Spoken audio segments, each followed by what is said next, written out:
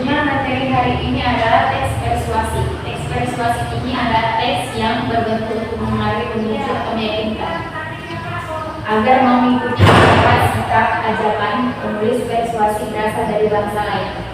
Persaudaraan berarti membujuk atau meyakinkan. Seperti ayo membaca buku itu merupakan teks persuasi. Dia membujuk, meyakinkan membaca.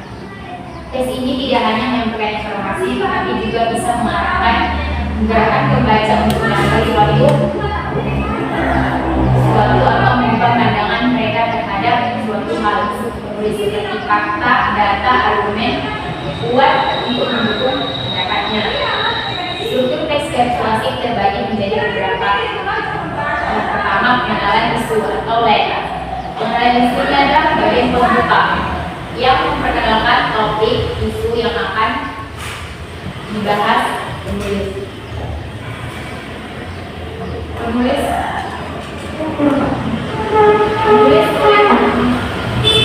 mulai menarik perhatian pembaca dengan meyakinkan gambar tentang masalah yang sedang diangkat. Bagian ini berfungsi sebagai jembatan agar pembaca tertarik untuk membaca lebih lanjut. Contohnya, sampah plastik saat ini menjadi salah satu masalah lingkungan terbesar, mengancam kehidupan di bumi. Itu merupakan pengenalan isu, yaitu bagian pembuka. Yang kedua, rangkaian argumen. Bagian ini berisi pendapat disertai fakta, data sebagai bukti mendukung setiap argumen yang disampaikan secara logis. Yakinkan agar pembaca percaya terhadap sudut pandang penulis. Bagian ini biasanya terdiri dari beberapa paragraf, masing-masing memuat argumen utama. Contohnya, berdasarkan data Indonesia menghasilkan 64 juta ton sampah per tahun dan 14% diantaranya plastik yang sulit terurai. Itu bagian argumen, yaitu bagian bukti. Yang ketiga, pernyataan ajakan.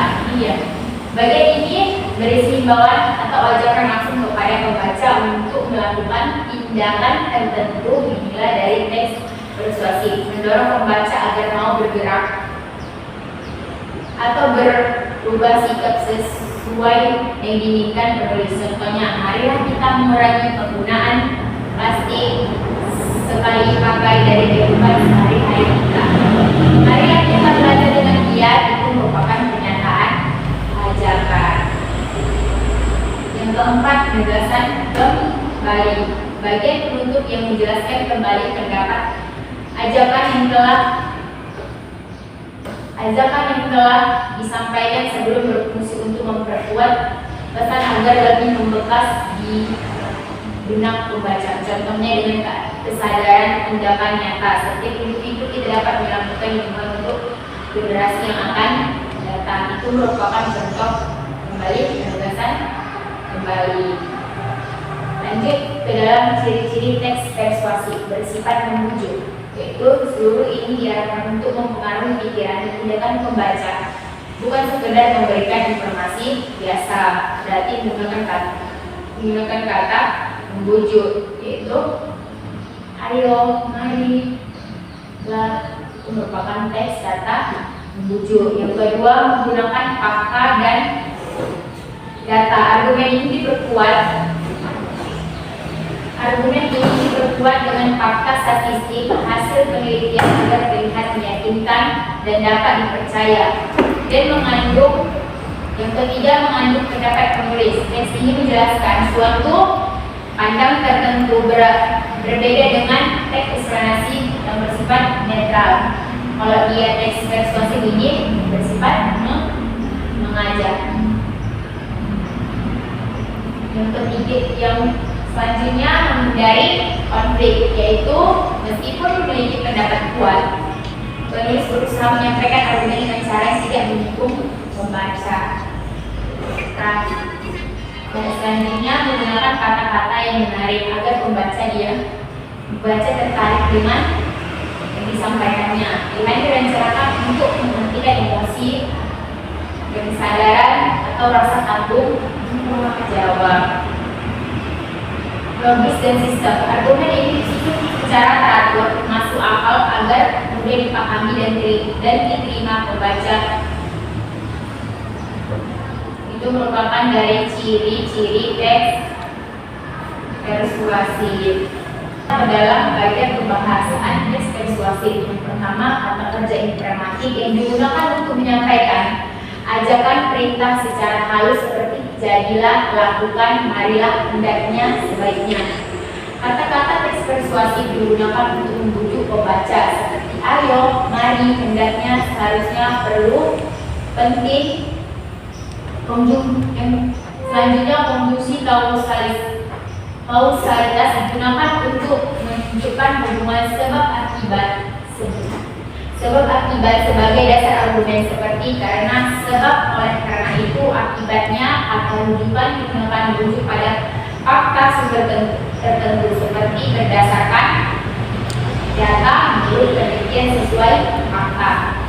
Selanjutnya kata teknik atau istilah digunakan sesuai dengan topik yang dibahas agar terkesan ilmiah dan terpercaya. Selanjutnya kalimat sering muncul untuk memperhalus seperti sebaiknya, kita, alangkah baiknya, jika, disarankan. Penggunaan kata kita sering dipakai untuk membangun rasa kebersamaan antara penulis dan pembaca, sehingga ajakan terasa lebih personal dan tidak memaksa. Masuk kita ke dalam jenis-jenis teks persuasif. Yang pertama, persuasif politik, berisi ajakan atau bujukan yang berkaitan dengan dunia politik. Yang kedua, persuasif propaganda yang berisi penyebaran informasi yang bertujuan untuk mempengaruhi pandangan masyarakat terhadap suatu ideologi kepercayaan tertentu. Contoh singkatnya teks persuasif, marilah kita jaga kebersihan lingkungan ini. Itu merupakan contoh persuasif propaganda. Yang kedua, pengenal isu, yaitu lingkungan yang bersih adalah cerminan dari masyarakat sehat terhadap. Itu akan pertanyaan tentang teks persuasif ya, kan kita sudah menjelaskan materi hari ini. Ayo kita jaga kebersihan lingkungan sekolah merupakan contoh dari kalimat ajakan atau persuasif. Ya, itu merupakan contoh dari kalimat ajakan. Yang kedua, bagian teks persuasif yang memperkenalkan topik kepada pembaca disebut pengenalan isu. Ya, benar sekali. Lanjut ya. Ibu akan membuat kelompok. Masing-masing kelompok temanya yaitu kelompok 1 temanya bahaya narkoba bagi generasi muda. Kelompok 2 temanya pentingnya literasi bagi pelajar. Baik, Ibu akan bagi waktu kamu untuk diskusi. Setelah dikasih waktu 15 menit, silakan kelompok 1 untuk membacakan hasil diskusi. Warahmatullahi wabarakatuh. Waalaikumsalam warahmatullahi wabarakatuh. Kami dari kelompok 1 yang mempresentasikan hasil diskusi kami tentang teks persuasif. Tema bahaya narkoba bagi generasi muda. Narkoba telah merenggut masa depan jutaan generasi muda Indonesia. Berdasarkan data BNN tahun 2023, sebanyak 3,3 juta pelajar Indonesia terlibat penyalahgunaan narkoba. Angka ini terus meningkat setiap tahunnya dan menjadi ancaman serius bagi bangsa. Narkoba memberikan dampak yang sangat dahsyat bagi penggunanya. Secara fisik, narkoba merusak organ tubuh terutama otak, jantung, dan paru-paru. Secara fisiologis, pengguna narkoba akan mengalami ketergantungan, halusinasi, dan gangguan mental yang parah. Secara sosial, pengguna narkoba cenderung dikucilkan dari lingkungan keluarga dan masyarakat. Oleh karena itu, mari kita bersama-sama menjauhi narkoba. Jangan pernah mencoba meskipun hanya sekali, karena sekali mencoba bisa seumur hidup menyesal. Beranikan diri untuk menolak jika ada yang mengajak. Laporkan kepada pihak berwajib jika mengetahui adanya peredaran narkoba di sekitarmu. Ingatlah bahwa masa depan kalian terlalu berharga untuk dihancurkan oleh narkoba. Generasi muda yang bebas narkoba adalah harapan bangsa. Sudah saatnya kita bergerak bersama melawan narkoba demi Indonesia yang lebih baik. Baik, sekian dari presentasi kami. Begitu teman-teman yang ingin bertanya, kami silakan.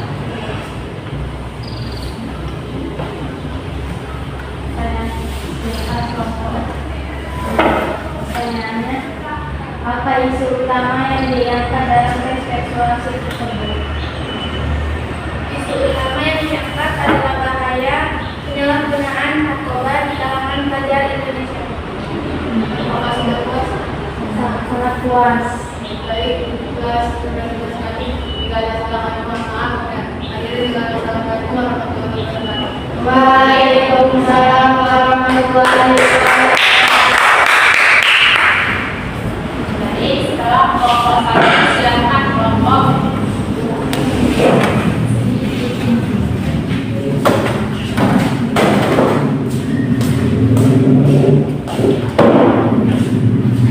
Assalamualaikum warahmatullahi wabarakatuh. Waalaikumsalam warahmatullahi wabarakatuh. Baik, tentunya kami di sini kami ingin menyampaikan hasil diskusi kami yaitu yang berjudul pentingnya literasi digital bagi pelajar. Di era teknologi seperti sekarang, kemampuan literasi digital menjadi kebutuhan yang tidak bisa diabaikan. Namun sayangnya, berdasarkan UNESCO tahun 2023, indeks literasi digital Indonesia masih berada di peringkat 62 dari 70 negara. Kondisi ini sangat memprihatinkan mengingat Indonesia adalah salah satu pengguna internet terbesar di dunia. Rendahnya literasi digital membawa dampak yang sangat berbahaya. Pertama, masyarakat mudah terpengaruh oleh berita hoax yang beredar di media sosial. Kedua, banyak pelajar yang tidak mampu membedakan informasi yang benar dan salah di internet. Ketiga, rendahnya literasi digital membuat generasi muda rentan menjadi korban penipuan dan kejahatan cyber. Oleh sebab itu, hendaknya kita mulai meningkatkan kemampuan literasi digital sejak dini. Biasakan untuk selalu memeriksa kebenaran informasi sebelum membagikannya. Gunakan internet untuk hal-hal yang positif dan produktif. Ikuti pelatihan atau seminar literasi digital yang banyak tersedia secara gratis. Meningkatkan literasi digital, kita akan menjadi generasi yang cerdas, kritis, dan tidak mudah tertipu. Masa depan bangsa ada di tangan generasi yang melek teknologi. Mari kita pengguna internet yang bijak dengan bertanggung jawab. Baik, itu saja presentasi kami hari ini. Apakah ada yang ingin bertanya? Silakan kelompok 1. Sebutkan data dan fakta yang digunakan dalam teks. Baik, saya menjawab. Indeks literasi digital Indonesia berada di peringkat 62 dari 70 negara berdasarkan data UNESCO tahun 2023. Apakah jawabannya sudah dapat? Baik, itu saja presentasi kami hari ini. Kami akhiri dengan Assalamualaikum warahmatullahi wabarakatuh. Waalaikumsalam warahmatullahi wabarakatuh. Kesimpulan teks persuasif adalah teks yang sering kita jumpai dalam kehidupan sehari-hari seperti iklan, artikel, opini, sehingga seperti kampanye sosial itu merupakan contoh teks persuasif. Kunci keberhasilan teks persuasif terletak pada kekuatan argumennya, yaitu bagian intinya. Pemilihan kata yang tepat, kemampuan penulis membangun kepercayaan pembaca dengan memahami struktur kaidah kebahasaan, kita dapat membuat teks persuasif efektif sekaligus mampu mengenal berpikir kritis saat membaca teks persuasif dari orang lain. Itu merupakan kesimpulan dari teks persuasif. Rasa malas hanya bertahan sesaat, tapi penyesalan bisa bertahan seumur hidup. Jadi untuk itu janganlah kita bermalas-malas dalam belajar.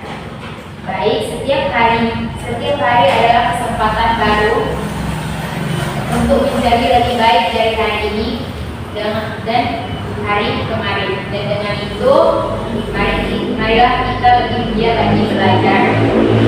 Dan harap kalian sehat ya. Sudahi materi hari ini.